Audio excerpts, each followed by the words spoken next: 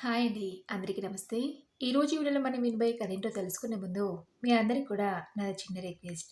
కొత్తగా మన ఛానల్ చూస్తున్న వాళ్ళు తప్పకుండా ఒక లైక్ చేసి మీ ఫ్రెండ్స్‌కి, ఫ్యామిలీ మెంబర్స్‌కి షేర్ చేయండి. అలాగే ఇలాంటి మేము మంచి మంచి కథలు వినాలనుకుంటే ఛానల్‌ని వెంటనే సబ్స్క్రైబ్ చేసుకొని పక్కనే ఉన్న బెల్ ఐకాన్‌ని క్లిక్ చేయండి. మరి ఇప్పుడు లేట్ చేయకుండా కథలోకి వెళ్ళిపోదాం. కుర్చీలో కూర్చుని బేబజోతున్న మాధవయ్య చేతికి కాఫీ కప్పును అందిస్తూ మావయ్య గారు, మీకు ఈ విషయం తెలిసిందా అడిగింది కోడలు స్వాతి. ఏ విషయం అమ్మా అడిగాడు మాధవయ్య. అందుకు స్వాతి, జగదీశ్వరరావు గారు పోయిన విషయం అంది. ఏ జగదీశ్వరరావు అడిగాడు మాధవయ్య కంగారుగా. అదే మావయ్య, మన పక్క వీధిలో ఉంటారు. అప్పుడప్పుడు మన ఇంటి ముందు నుంచి వెళ్తూ మాధవయ్య అని కేక వేస్తారే ఆయన.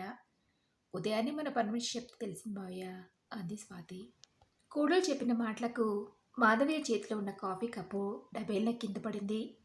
అది చూసిన స్వాతి కంగారు పడి మావయ్య అని పిలిచింది కంగారుగా. మాధవయ్య షాక్ నుండి తేరుకుని, ఇప్పుడు వరకు నాకెందుకు చెప్పలేదమ్మా? సరే నేను ఒకసారి వెళ్ళొస్తానని హడావుడిగా బయలుదేరాడు. మాధవయ్య వెళ్ళేసరికి జగదీశ్వరరావు కొడుకింటి ముందు టెంట్ వేసి ఉంది. బంధువులతో వాకిలంతా నిండిపోయింది. వచ్చిపోయే బంధువుల పలకరింపు, ఏడుపులతో ఆ ఇంటి వాతావరణం అంతా సందడిగా మారిపోయింది. కోడలు చెప్పింది విన్న మాధవయ్య నమ్మలేకపోయాడు.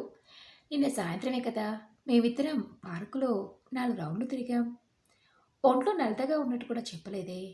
అలాంటిది ఉన్నట్టుండి ఇలా హఠాత్తుగా ఏం జరిగి ఉంటుంది? అంతా ఓ కళలా అనిపిస్తుందని మాధవయ్య జగదీశ్వరరావు భౌతికాయం దగ్గర వెళ్ళి చూశాడు. ప్రశాంతంగా నిద్రపోతున్నట్టున్న ఆయన చూస్తూ, జగ్గు, నన్ను వదిలి వెళ్ళిపోయావా? నా బాధను పంచుకోవడానికి ఇన్నాళ్ళు నాకు మంచి స్నేహితుడున్నాడని ధైర్యంగా ఉన్నాను. ఇక నుండి నా బాధను ఎవరికి చెప్పుకోను? అన్ని విషయాలు నాతో పంచుకున్న నువ్వు నా నుండి దూరంగా వెళ్ళిపోతున్ననే విషయం ఎందుకు దాచిపెట్టావు? ఇన్ని రోజుల మన స్నేహానికి ఇదేనా నాకు నువ్వు ఇచ్చిన బహుమతి? అంటూ మాధవయ్య తన స్నేహితుని వద్ద నిల్చుని మౌనంగా రోధిస్తున్నాడు.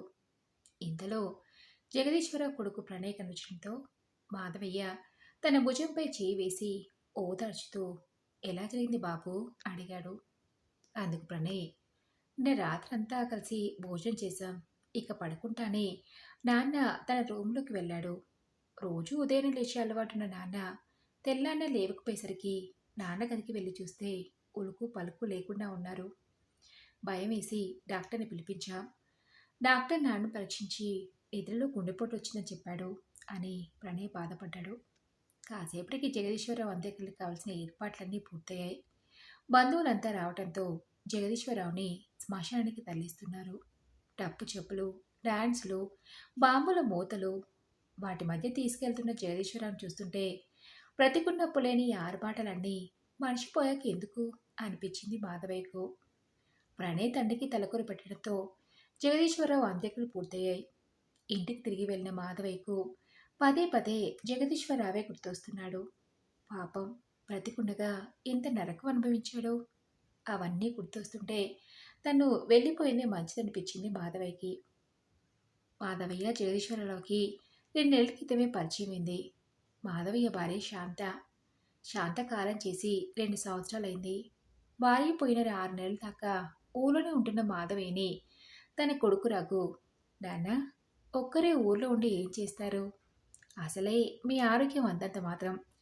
నువ్వు ఒక్కడివే ఊర్లో ఉంటే ఎలా ఉన్నావో ఏంటో అని నాకొకటి కంగారుగా ఉంటుంది.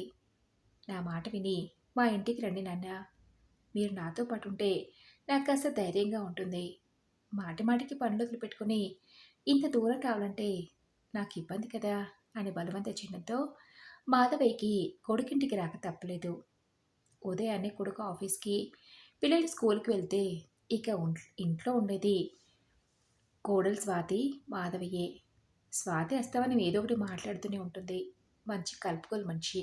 మావయ్య గారు ఇది కావాలా, అది కావాలని పేరుకు కోడలే అయినా మాధవయ్యని తన కన్న తల్లిలా చూసుకుంటుంది.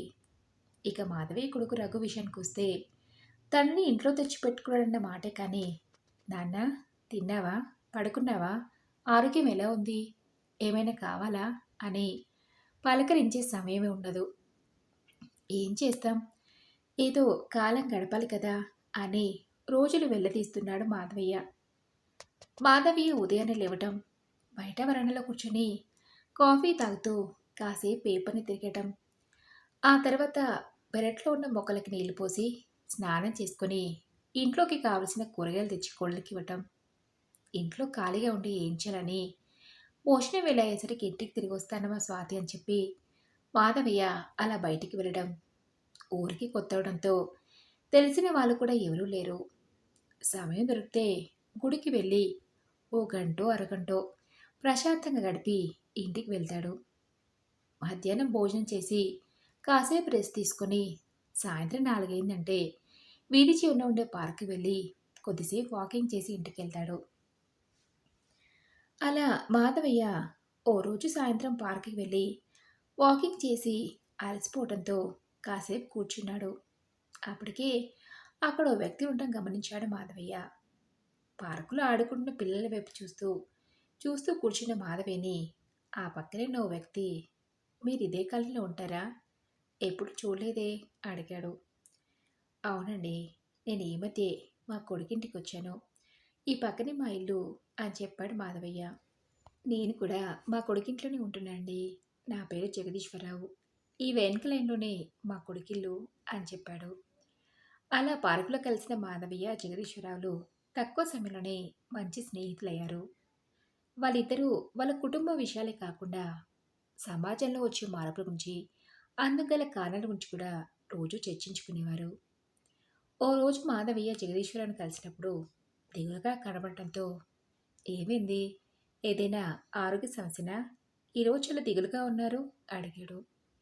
అందుకు జగదీశ్వరరావు, నా ఆరోగ్యం బాగానే ఉంది. మనసే ఏం బాగాలేదు అని చెప్పాడు. ఎందుకు అడిగాడు మాధవయ్య. నా భార్యకి ఆరోగ్యం బాగాలేదన్నాడు. మరి హాస్పిటల్ చూపించలేదా అడిగాడు మాధవయ్య. చూపించాం. తనకి చాలా కాలంగా బీపీ, దాంతోపాటు షుగర్ కూడా ఉండటంతో కిడ్నీ పాడైంది అని చెప్పారు డాక్టర్లు. డాక్టర్ కిడ్నీ ట్రాన్స్ప్లాంట్ చేయాలంటే బోలెడు ఖర్చు అవుతుంది. అందుకు అంత డబ్బు లేక కొంతకాలంగా డయాలసిస్ చేపిస్తున్నాం. అయినా తన ఆరోగ్యం రోజు రోజుకి క్షీణిస్తుంది. 40 సంవత్సరాలు నాతో కలిసి జీవితం పంచుకున్న నా భార్యకి నేనేం చేయలేకపోతున్నానని ఆ బాధ నన్ను ప్రశాంతంగా ఉండటం లేదంటూ బాధపడుతున్న జగదీశ్వరరావుని మాధవయ్య, అందుకోసం అయ్యే ఖర్చుని మీ కొడుకులు భరించలేరా? అసలు మీకు ఎంతమంది పిల్లలు? మీరేం చేసేవారు అడిగాడు మాధవయ్య. మాధవయ్య ప్రశ్నకి జగదీశ్వరరావు తన గతాన్ని చెప్పాడు. నేను గవర్నమెంట్ డిగ్రీ కాలేజీలో జూనియర్ అసిస్టెంట్గా పనిచేసేవాడిని. నా భార్య పేరు ప్రమీల. మాకొక్కడే కొడుకు, పేరు ప్రణయ్. వాడిని బాగా చదివించి మంచి ఉద్యోగంలో స్థిరపడితే చూడాలనేది వాళ్ళ అమ్మ కోరిక. ప్రణయ్ చిన్నప్పటి నుంచి చదువులో అంత చురుకేం కాదు. ఇంటర్ పూర్తయ్యాక ఎంసెట్లో మంచి ర్యాంక్ రాకున్నా, నాన్న నేను ఇంజనీరింగ్ చదువుతాను అంటే, ప్రైవేట్ కాలేజీలో సీట్ కొనంటే లక్షలు పోయాలి. అంత డబ్బు ఎక్కించితేను డిగ్రీ చదువుకోమని చెప్పాను. వాడందుకు ఒప్పుకోలేదు. ఇంజనీరింగే చదువుతా అని మొండికేశాడు. అందుకు నా భార్య ప్రమిళ, వాడు ఇంజనీరింగే చదువుతాను పట్టుబడుతుంటే మీరేమో డిగ్రీ చదవమంటారేంటండి? మనకున్నది ఒకడే కొడుకు.